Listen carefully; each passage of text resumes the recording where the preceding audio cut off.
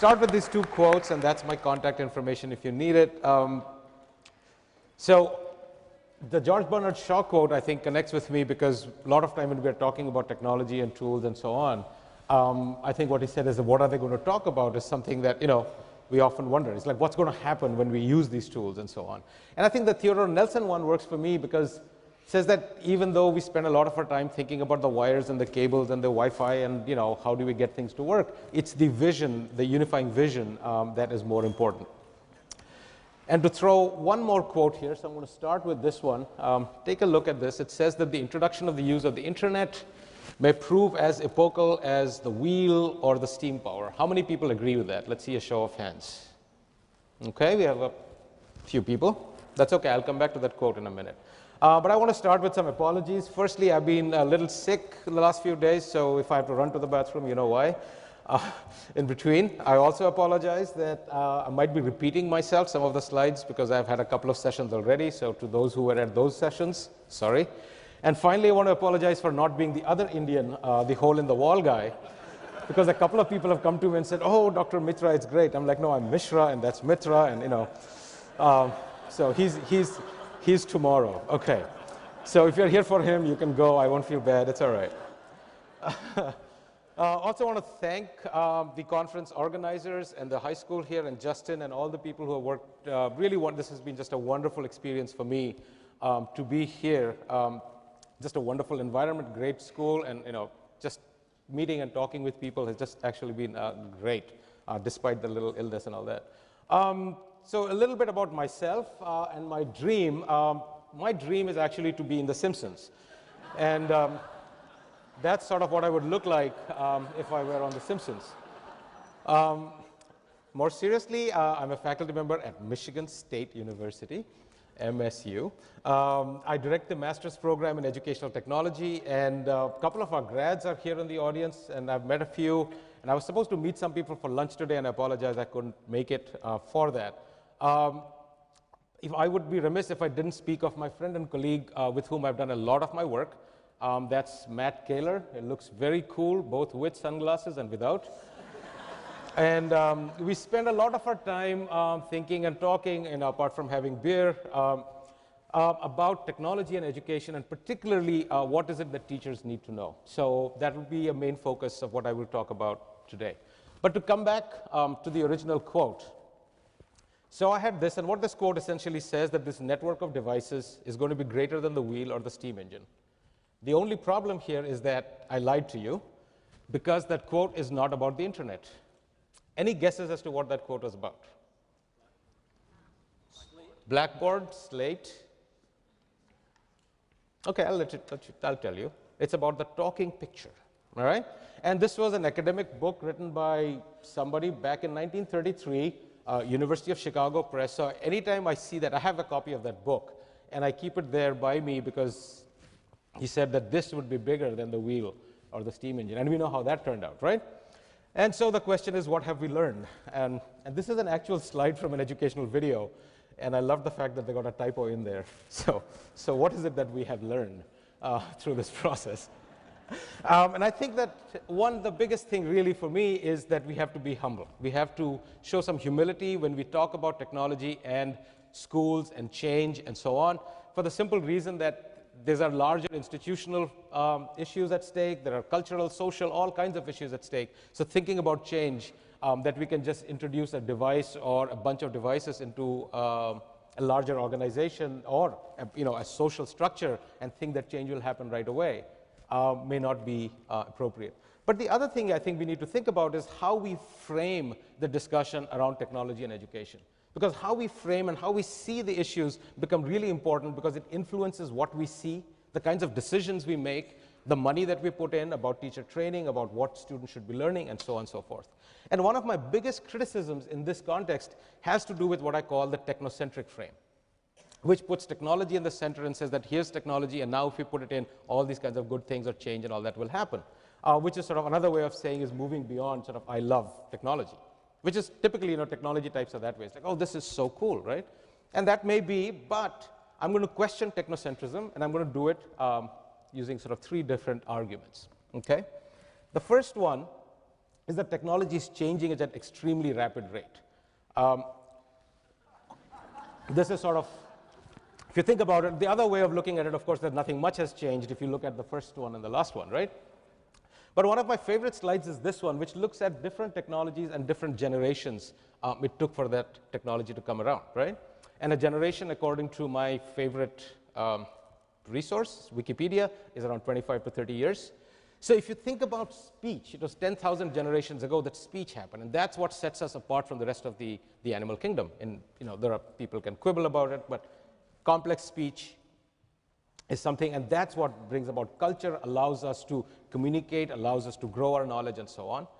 We have to go around 9,250 more generations before we reach the next big one, which I'd call agriculture. Now, when you think about agriculture, it leads to this idea of distribution of labor. Somebody's going to hunt, somebody's going to take care of the goats and cows, and somebody's going to educate the kids. So us, as educators, sort of emerge just 750 generations ago as a profession, right? Moving forward, printing, writing around 500 generations ago, and that leads to history and the ability to transfer knowledge across generations, across time. And a huge step, right? The next step, printing. Now, this is interesting. Printing is just 24 generations ago. And it's this ability to print knowledge in these little flimsy things and transfer it to each other that, if you think about it, post-Gutenberg, you have the Reformation, you have the Renaissance, you have the American and the French revolutions, the idea that all men, humans, are created equal. It comes from this technology of print. The fact that there is no longer an arbitrator of who decides what we know, what we should know, but that knowledge can be distributed freely. The idea that all people should be literate. I mean, those kinds of ideas come about because of this technology of print. Moving forward a few computers, a couple of generations ago, internet, email, 1 generation ago. How many people have teenagers? How many people work with teenagers? Whole bunch, right? So my kids, I have 2 teenagers, and I can't send them email because they never check their email. The only way to get in touch with them is either text them or send them a message on Facebook. So email, according to them, is for old people. I don't know. Yeah, anyway. And this is the world sort of that we live in right now. And I spent a little bit of time picking up some logos from here and there. And I think we really have to ask ourselves, what does it mean to live in this world where something like Wikipedia exists, or World of Warcraft? What does it mean when our kids, our world is enmeshed in these kinds of tools and technologies? And then when you think of Web 2.0 tools, user-generated content, what are the implications of that for us as educators? And if you think about, it's this Web 2.0, Facebook, Twitter, things like that, which led to something like the Arab Spring. And to think of that, it didn't lead to that, but it helped make that happen. And if somebody would have come to me and told me like 6, 7 years ago that I have this really cool idea, you can send 145 characters of text and you can send it out to the world, how cool is that? I would have said, what a stupid idea, what are you going to do with that? Right? What sense does that make? And look, at all of us are on Twitter, and there's this Twitter feed going on for the conference. I've already seen a bunch of people say, oh, I'm sorry I couldn't make it, and I'm following it through Twitter. And you have this. So when I think about when I was growing up, how information is to come at me. I was growing up in New Delhi, and I love to read, and if I wanted to get some books, I'd have to go to the British Council or to the USIS library. And that was a 1.5-hour bus ride away, and I'd go once a month, get these bags of books, and then go back the next month. So information was sort of like this. And now it's like this. And it's no wonder that when you're an educator, you feel like this. Okay? And this is actually a real sculpture in the University of, in Twente University in Netherlands. And when I've turned around a car, I love doing photography, so walking around, I see this, I'm like, I do a double take, like, is this a real guy? So I went back in winter again to check, and he's still there. So what this means is that we need to rethink how we think about what technology is in the first place. So rethinking technology, I think, is the next way of sort of questioning this idea of technocentrism. So a question I ask is that what is an educational technology? And so we have all these different things, everything from a magnifying glass to a crayon, to an Xbox with a Kinect system, Facebook, video, camera. I mean, which of these are educational technologies and which are not? And the answer that Matt and I sort of talk about is that there is no such thing as an educational technology. What we have is a variety of different technologies, and our job as educators is to repurpose, customize them for our needs. And I want to talk a little bit about that. So this is a scientific calculator. You can go into university library and you will find dissertations written about how this can be used to teach mathematics, right? The problem is, in today's terms, that it's a single function device. And the devices that we have today are these ones, which do, mathematical calculation, do scientific calculation. Is this an MP3 player? Is it a device to play videos with App Store?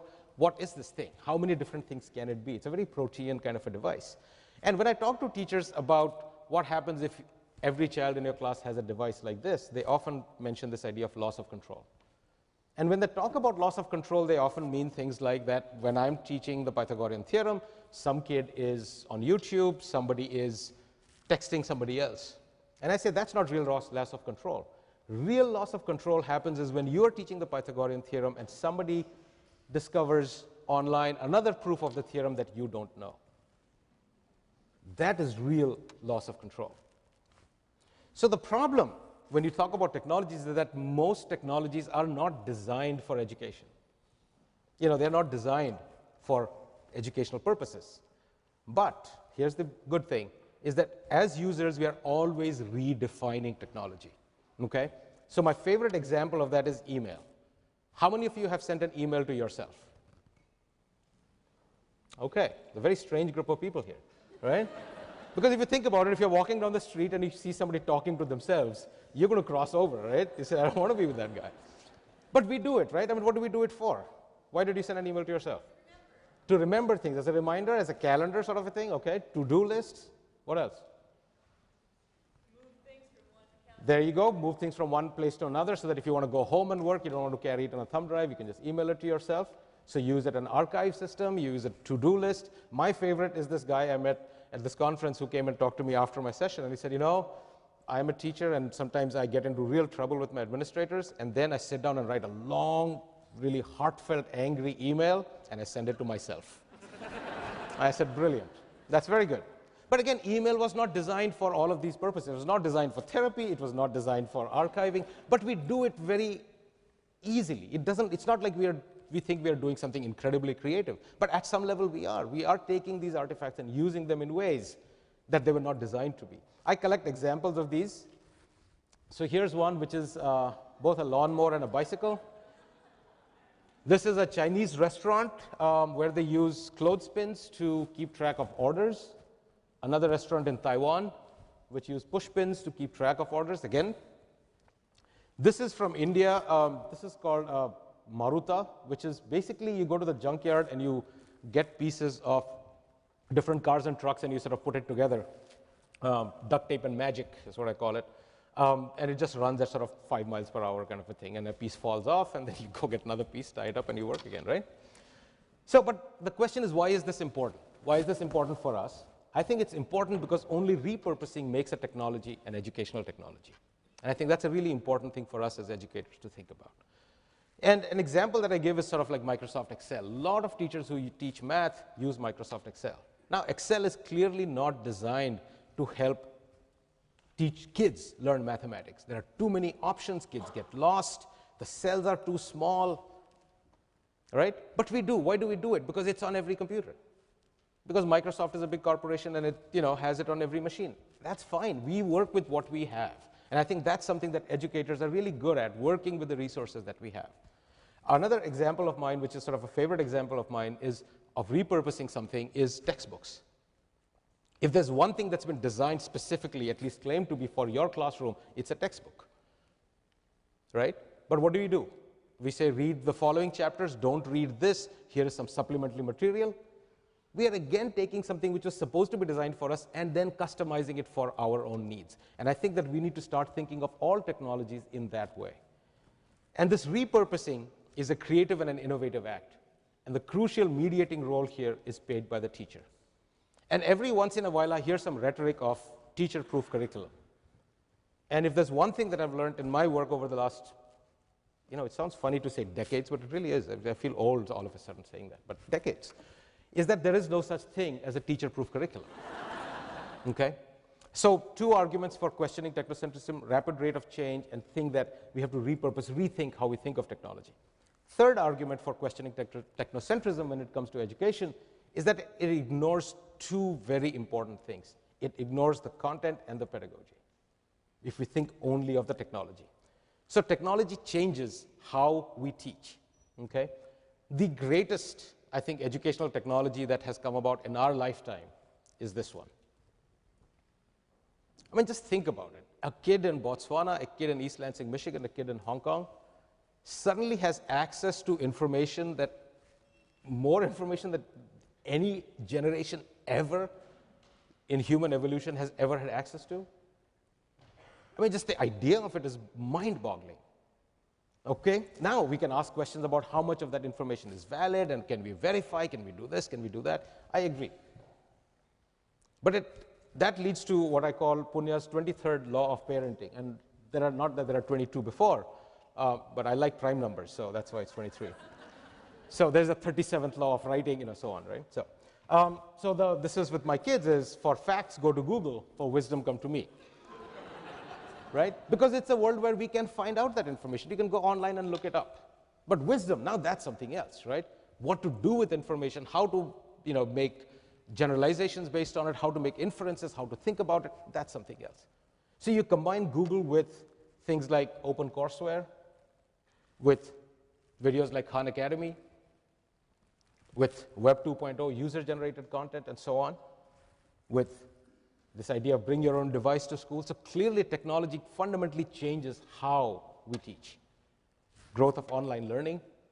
So when you look at these 2, you can't see them as separate from each other, but you rather see them as overlapping with each other. It's that intersection that is of interest to us, where technology and pedagogy come together, right? So technology and pedagogy are 2 pieces there, but, and this is what I call a big but, because teaching is always about something, okay? We call that content, disciplinary knowledge, mathematics, physics, music, art, you know, physical education. So in some way, Howard Gardner says that one of the greatest inventions of humankind are the idea of the disciplines, that we can carve nature up in terms of physics and economics and, you know, mathematics and music.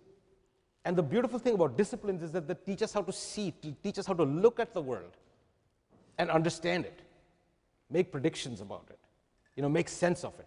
And we do it by, disciplines allow us to develop new forms of knowledge, give us purposes for why that knowledge should be developed, gives us methods. So the scientific method is very different from the artistic method. If you want to teach somebody to write a poem, it's not the same thing as having them run a scientific experiment. And there are different forms of representation. You know, math and music both have squiggles, but they are very different squiggles. So there's a way of learning and thinking that is bound in the disciplines. And that's sort of the key part of what schooling and learning is about. So you can look at all of these disciplines, and each of them allows us to see the world in a different way.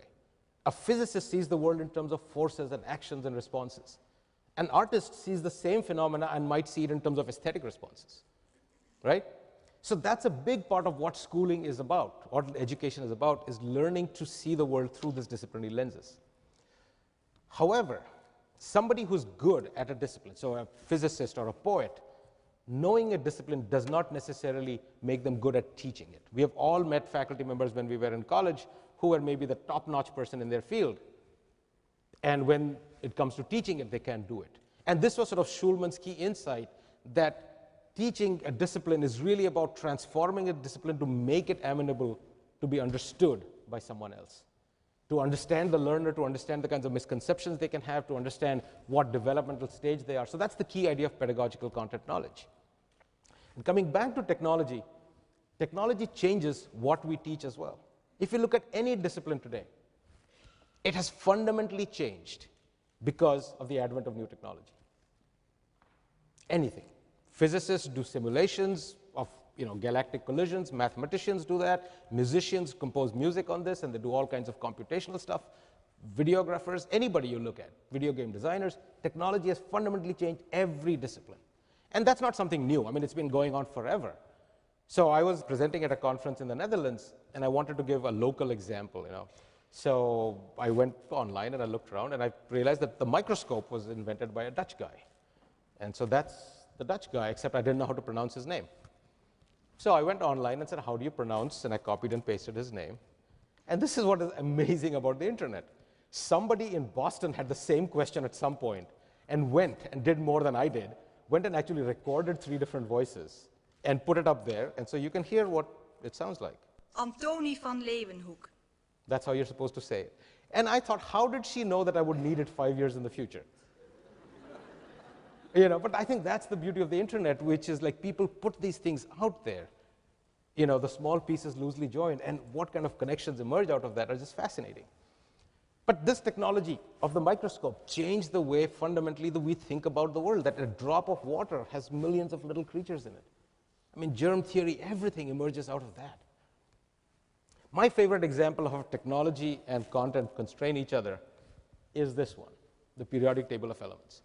We have all seen this. It's, I'm sure, in the chemistry lab here. There's a nice big poster of it. The problem is that if you look at it, if you come along the rows, if you come to number 56 barium, after that you're not supposed to go there. You're supposed to go down here and go along this row. You see the 2 rows in the bottom? So ideally the representation of the table should be this way. But most of the representations are this way. Why?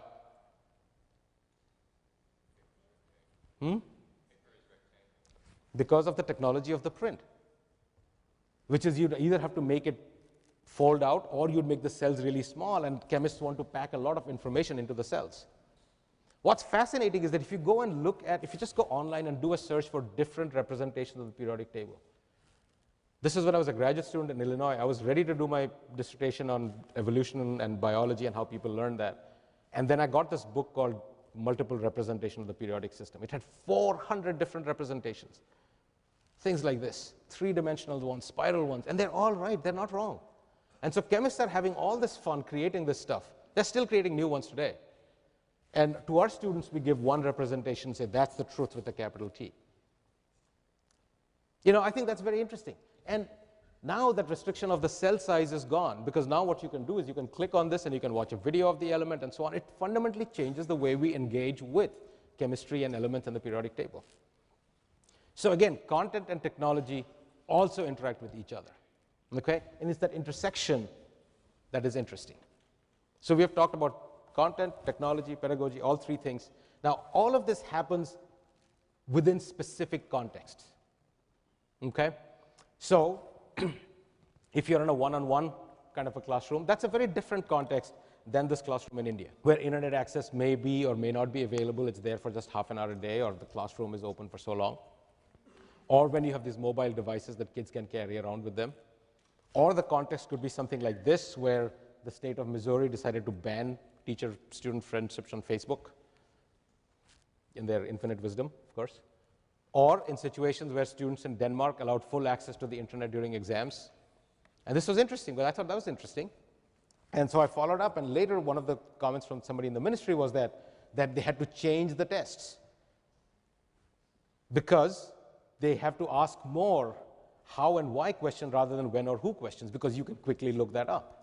And that, to me, is a very interesting example of sort of the subversive nature of these technologies sometimes. When they come into the system and they change other things which they were not predicted to or we didn't think about. So what do all these things mean? So far we have all of these, but they should not be seen as being separate from each other. The idea is that they overlap.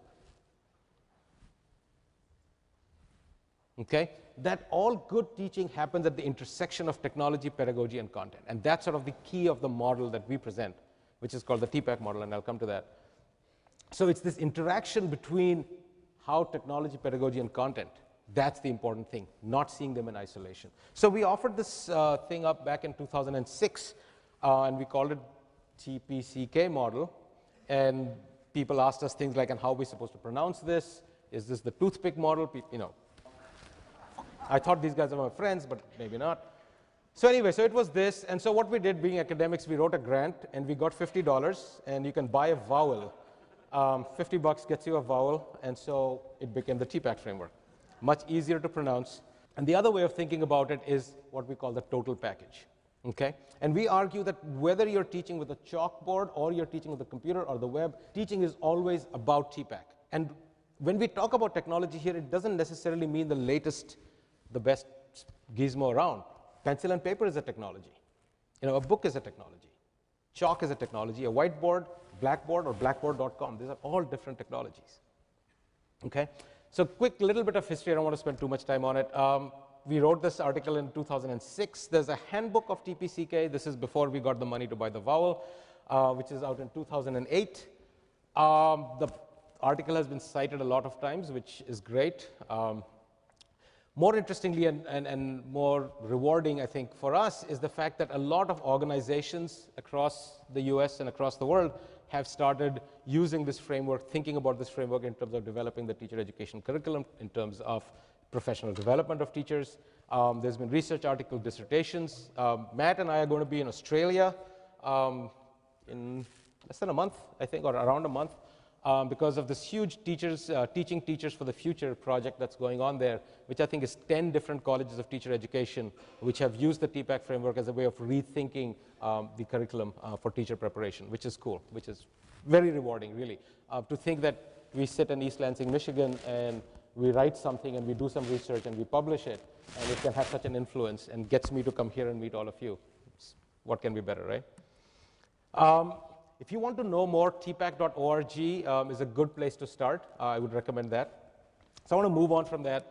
So what have we learned about teachers and technology integration? Well, one thing is, we know one thing that research has shown, what doesn't work. What doesn't work is seeing these three things as being separate from each other. Schulman's work has been around for a while, so people typically have some pedagogical content. So if you're going to be a maths teacher, you'll get some courses in mathematics, you'll get some courses in general education, but you'll get some courses in math education. But technology, typically in most teacher education programs, ends up being this course out there. And I see the same thing happening in a lot of teacher professional development as well, where you have come in for this day, 1 day of PD, and we will teach you how to build a wiki, how to build a website, how to use Twitter, right? And I don't think that that really does work. And I think what works is when you look at these pieces in an integrated fashion, when you're thinking about the technological capabilities of this tool for teaching specific content. The way we represent mathematics is different from the way we think about music or art or literature, right? Or writing and so on.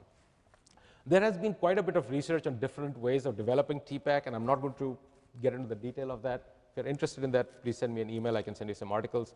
So we have focused a large part of our work on the sort of learning by design approach, but other people across the country and the world have been developing other ways of thinking about developing TPACK. But I want to focus on something which I feel is really more important than that, which is thinking about how these technologies can fundamentally change what it is that we do, that how we can break out of the box that we are sort of constrained in, and thinking about the transformative aspects of use of technology, okay? So a lot of focus has been on sort of spent on technology use, and people up to Cuban, as early as Cuban, have argued that just because somebody uses technology doesn't mean that they know how to teach with it. So a large focus has been on technology integration.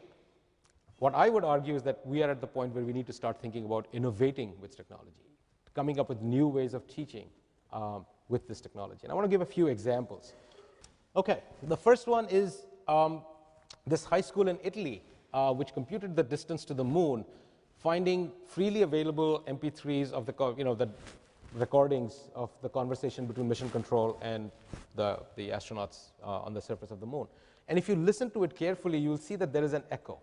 There's a slight echo between the last word. Let's say the eagle has landed, and if you listen carefully, you hear landed. And that's because the electromagnetic signals are going from the Earth to the moon and back again. Just like when you're making a international phone call, sometimes you get that echo, same way. And so what these guys did is they took Audacity, which is an application for actually people use for making podcasts and so on, and used it as a data analysis tool. It's zoomed in, and you can see over there the little echo, and computed the gap between the sound and the echo. And the teacher set kids up in groups. They had to decide where they should, so there was error and all that in that. But once you got that gap, all you have to do is divide it by 2 and multiply by the speed of light, and you'll get the distance to the moon. And they were so accurate that they could actually tell when the moon was closer to the Earth and further away, because the moon doesn't go in a perfect circle. So to me, there was like a really interesting little activity that was done. But for me, what was truly fascinating was using Audacity as a data analysis tool. That's what I've been trying to say when we think about repurposing. So you can't go and teach a teacher and say, you need to learn Audacity because it's going to be a data analysis tool, because you don't know that they're going to use it that way. So that puts real challenges on us who are involved in teacher education, who are involved in teacher professional development. Because like I said, these tools are protean and we can use them in many different ways, and it's hard to predict what it would be, what potential use could be. So that's interesting. This second one is from some teaching that I did this summer. And I was teaching a course on leadership, and I always try to find an activity that matches sort of the content that we are teaching so that we can cover some technology as well. And in leadership, you always have these tensions, right? You have sort of top-down versus bottom-up, organic versus this, and so on and so forth. And so we had some readings on that. And one of the activities I gave my students was, okay, let's make a list of all these tensions. So we had a Google Doc where we made a list of these tensions. And in the afternoon when they came back, I told them that given these tools, which is any digital camera that they have, a tripod, and this free website called Pixlr, which is like a Photoshop online, they had to create a representation of one of those tensions which showed the same person in more than one way, so that it would be like me talking to myself. Does that make sense? Like you have in the multiple roles in the movies. But they had to represent these tensions. So here is one representation. It's the same guy, and he's talking about how you can be community of learners versus individual learner. So that was his way of representing it. This one was organized versus chaotic. So you can see they had a lot of fun with it, and they played with the technology and allowed us to sort of explore the idea of these tensions. That's okay. Assignment done, over, semester's over, summer's over, they're gone back to their classrooms. And then on Facebook, I get this email from this one teacher, and that's not that because she was arrested, that's how we took pictures of all our students, including myself, for the class, so just for fun. And what she told me, she was teaching a high school class on geometry. And what she had her high school students do is think about rotation, reflection, translation by doing this assignment. So you can see the students had to go and do the same assignment. And this was on Facebook. This is what she wrote. She said, had some fun with cloning, transformation, and geometry. Some groups got it, others not so much. Made for great discussions, though, about transformations and isometry.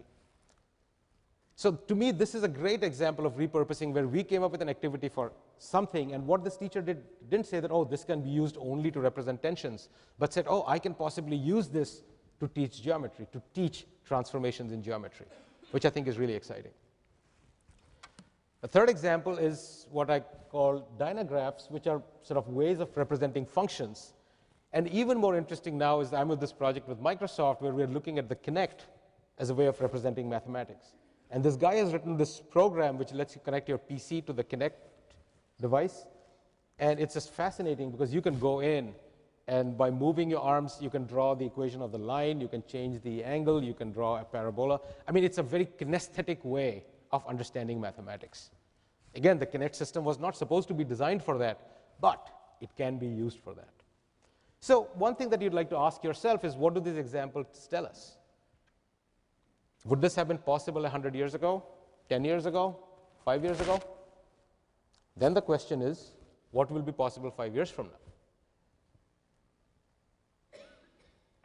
And what does it mean for learning in the 21st century? Right? And remember that we are just at the beginning of the 21st century. So there's a long way to go before the 21st century gets over, right? So the question, I think, is how do we prepare ourselves and our students? I want to give one example of a friend of mine who's a teacher. His name is Sean Nash. He teaches biology in Benton High School in St. Joe, Missouri. And actually, we met finally last year. I've known him for 4 or 5 years. We just met online. I mean, we regard each other like almost like soulmates. It's very interesting. He grew up in St. Joe, Missouri. I grew up in India. And we meet online, and we have this great friendship. And he's a fantastic teacher. One of the things he does, his philosophy is that if you can't imagine anyone linking to what you're about to write, don't write it. So think about what that means. That students working in a high school classroom need to do authentic work. So you can go to his Principles of Biology website. It's a Ning. It's like Hotel California. You can check in anytime you like. You can never leave, you know. People are there, members forever on that. I'm a member of that NING. You have to ask to be a member of that NING, but it's a public web space. All the work that students do is publicly available to see. Visitors from all these countries. And he has his students go out in the world, take pictures, do analysis, report that back, and people can read that. He had his students develop representations of the Krebs cycle, and this is really interesting. So the students developed these representations. A year or so later, one of his students emailed him and said, Mr. Nash, do you know that this university has linked to what we did as a resource for learning about the Krebs cycle? Now think about that. That a bunch of high school students created something which, but again, it's because he put it out there, he made it clear to the students. So the stakes are very high for the students and for him, that the work has to be good. And this is an interesting story where he was using a textbook by this author, and one of the students posted, and he invited the author to join the NING, and the author joined the NING. And one of the students posted that it would be so cool to have a coral from Iowa, And I like you can tell it's a high school student because they say there were some freaking ancient corals in Iowa, right?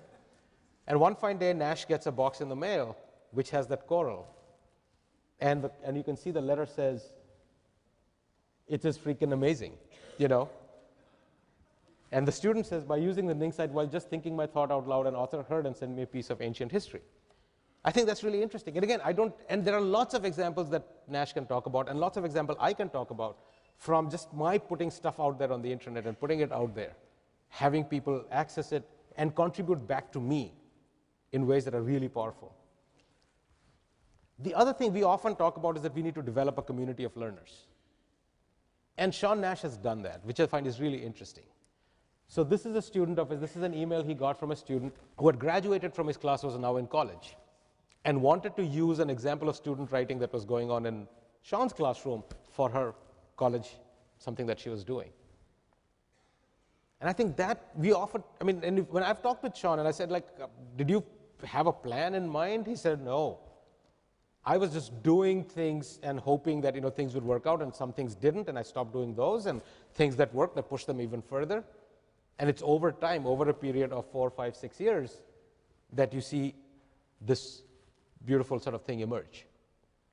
But it's this willingness to explore, to try different things, but not just explore and be done with it, but to create something and put it out there, to make stuff, make this website, make his kids write stuff, and finally to share it with the world. I think that becomes critical here. So I'm going to segue to a slightly personal story here. There's a new genre of writing, I don't know if you know about it, it's called SciPo, and it's basically scientific poetry. And the way this started is that a few years ago, my son took some class somewhere and he had to create a blog, and he created it, and then he completely, of course, forgot about it because it was mandated on him to make a blog, so he made it and it was done. And my daughter is younger by 3 years, and she said, how come he has a blog and I don't have a blog? I said, sure, you can have a blog. So we went to Blogger and we set up a blog for her. And then it was, what do you put in there? It's like George Bernard Shaw. Now what are they going to talk about, right? So she was at that time really interested in poetry. I said, why don't you write some poems and put it up there? So she started putting her poems up there and started writing some, which was good. And then school started. This was over summer. So when school started, she didn't have time to write all that much. But her science teacher had given her an extra credit assignment, given the class an extra credit assignment. This was in 6th grade. That you should read the newspaper for some scientific stories and report it back to the class. So I said, how about you read the story and you write a poem about it and report the poem back to class? That way you'll be doing your poetry too. So she liked that, so she started writing these things called SciPos. So here's an example of one. That was what she looked like a few years back. And I blogged about it on my blog, like, oh, this is so cool, and somebody go read my daughter's poetry and leave a comment that'll make her very happy. Sean Nash, of course, follows my blog, and I follow his blog. He says, how is it that this little girl is doing it and my students are not doing it? So he made that an assignment for his high school biology students, and they started writing these poems. And then they started visiting my daughter's website. This is one of the poems written by one of his students. And they visited my daughter's website and left a comment or two, and she was so excited. You can see that a high schooler follows my blog. Meant a lot to her. She's off the blog now. If you go, the blog's been dead for a year because now she's all into like Glee and stuff. And it's okay. It's all right. It was good when it lasted, and I'm happy about that. But see, the story doesn't stop here. This is what I think is so interesting about the internet and the world that we live in. There is a math teacher in a community college in California. So she said, how is this science people are having all this fun? She blogs under Math Mama. Math Mama writes. Said, how come we are not doing it in math? And suddenly they had all these people around the world who were writing poetry about math. I wrote a few, because it just became this thing that you do, right? And now there is a wiki out there which has poems by a whole variety of people on mathematics. And I think about the chain of circumstance that leads to that. Right? It started with my just finding something to keep her busy in summer. Like as a parent, that's prime motivation is really that, right? How do you keep them busy and out of trouble? Learning and all that stuff can happen. If it happens, that's good, but keep them out of trouble, right? And look at how it sort of goes and grows and, sort of.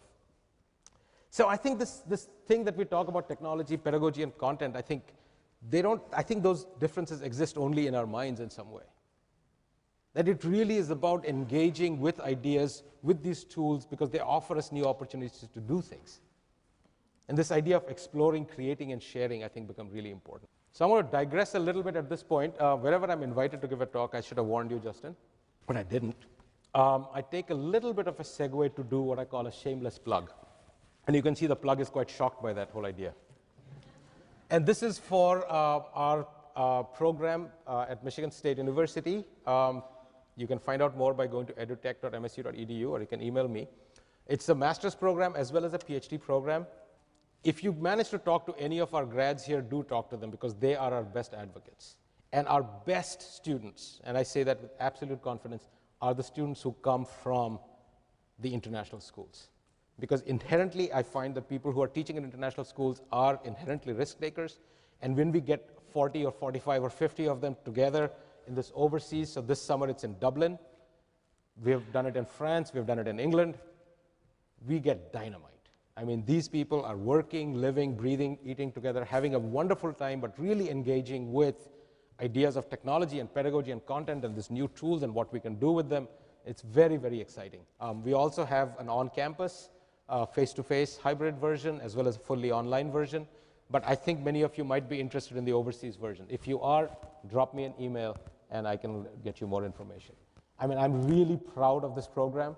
I think that we had a colleague of mine from Netherlands visit and observe us this summer, and she said that I don't think there's a program like this around, because it's a very intense, very engaging program, and I'm very proud of it. So if you guys are interested in that, or if you're interested in this, which is a new hybrid PhD program, which is if you're working full-time and want to get a PhD, you can do it by coming to campus in summer for a couple of weeks, and the rest of it you're doing online. We just admitted a new cohort. I think this is the best cohort of PhD students we have had. Excellent record, practitioners working in the field, and we have very great hopes from this. So that's the end of my spiel here. Okay, so summing up, we live in a new ecology where standard solutions don't exist, really. Creativity, in some sense, is the only solution that we have, and we need to consider the total package, which is TPACK. And we get there not through magic, but rather a playful process of repurposing existing tools. So this is not old wine in new bottles. It's new bottles, it's new wine. I think it's very exciting for that reason. I want to end with this. There was a commercial that came out on TV a few years ago, and somebody sent it to me, and I think a lot of educators were sort of forwarding it to each other. And I saw that commercial, and at first glance, I sort of liked it. Then the more I thought about it, something bothered me about it. And so I wrote a blog post. And then somebody came and told me that, how academic of you. Here's somebody who's showing you a video, and you are writing about it. So I took that as a challenge and made a mashup to reflect my views. So first, I'll show you the advertisement, and then we'll follow that with my mashup.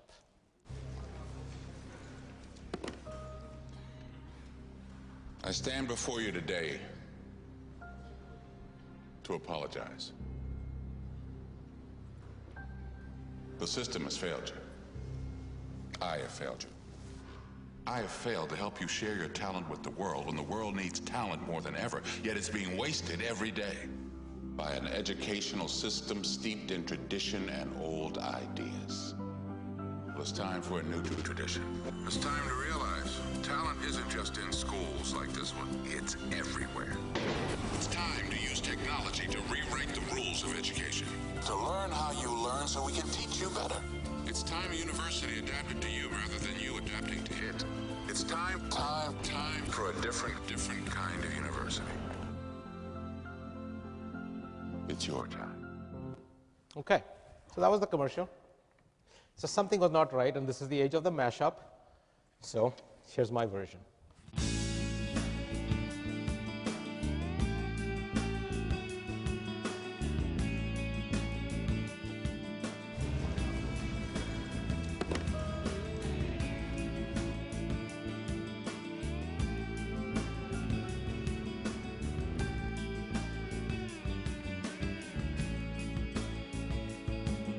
The system has failed you. A system steeped in tradition and old ideas.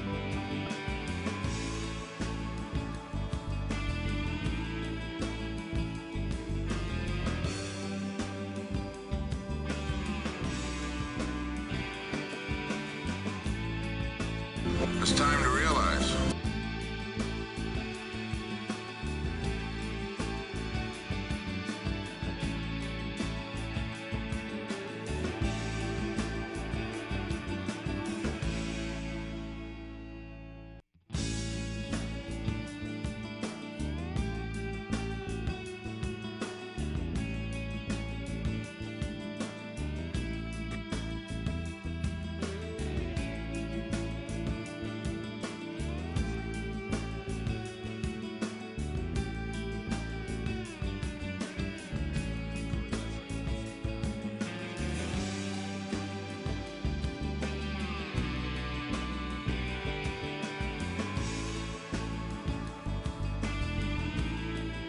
It's your time.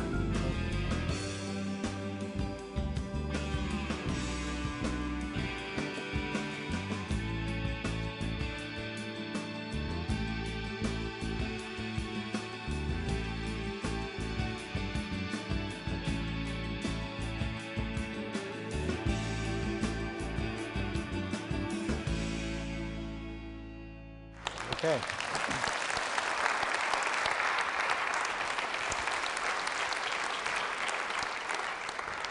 Thank you. So I think these three words really, I don't think we can predict what the future is going to be like and how we can, what's the right way of doing things many times. But I think as long as we keep exploring, creating, and sharing, I think we're in a world now where a lot of good can happen, both for us as professionals and for the people in our care. I started with these two quotes in the beginning. The technicalities matter a lot, but the unifying vision matters even more, and I think that that is even more true today. So thank you very much. It's been a pleasure being here, so thanks.